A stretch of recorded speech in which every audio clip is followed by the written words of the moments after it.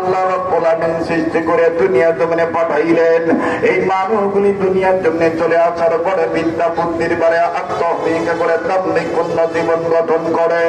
এই মানুষগুলি বাপ দাদার ধর্ম লাত মানা তুজ্জাবল সরস্বতী আফ্রোদতি, কেউ বাবার কালী, কেউ বাবার মহাদেব, কেউ বাবার ঠাকুর, কেউ বাবার দুর্গা, কেউ বাবার রঙ্গি, কেউ বাবার টঙ্গি, কেউ বাবার রঙ্গ, কেউ বাবার সঙ্গ, কেউ বাবার গাছের পূজা, কেউ বাবার মাছের বুঝা। নানান মানুষ নানাবিধ শিরক বিদআত করতে করতে মানুষ যখন বন্ধ হয়ে গেল, ঠিক তদানীন্তন সময়